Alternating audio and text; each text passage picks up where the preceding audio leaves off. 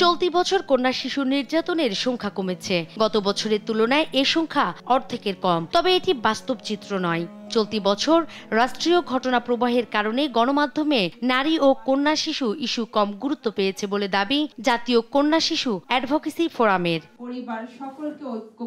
30 September জাতীয় কন্যা শিশু দিবস উপলক্ষে সংবাদ সম্মেলনে সংস্থাটি গণমাধ্যম সহ বিভিন্ন আইন প্রয়োগকারী সংস্থা থেকে প্রাপ্ত তথ্যের ভিত্তিতে সমন্বিত তথ্য জানায়। ডিএমপির সাম্প্রতিক গবেষণা বলছে, ঢাকা শহরে নির্যাতনের শিকার হওয়া শিশুদের 76% যৌন নির্যাতনের শিকার, আর এর সিংহভাগই কন্যা শিশু।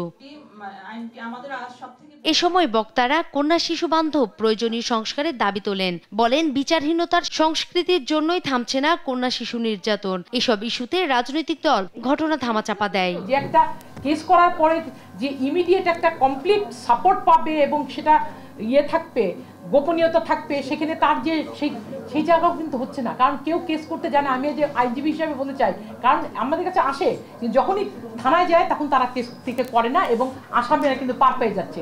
বক্তাদের দাবি, নারী ও কন্যা শিশুর জন্য পর্যাপ্ত বিনিয়োগ না করলে জাতি পিছিয়ে পড়বে। এই দিবসটা ঘোষণার উদ্দেশ্য এবং আমাদের এই প্রস্তাবটা করার উদ্দেশ্য ছিল যে কন্যা শিশুরা গুরুত্বপূর্ণ, তারা আমাদের বোঝা নয় এবং তাদের প্রতি সকল রকম বঞ্চনার অবসান ঘটানো দরকার এবং একই সাথে তাদের জন্য সুযোগ সৃষ্টি করা দরকার।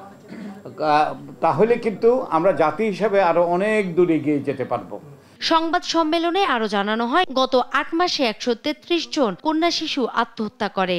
সেই সঙ্গে 81 জন কন্যা শিশুকে হত্যা করা হয়েছে।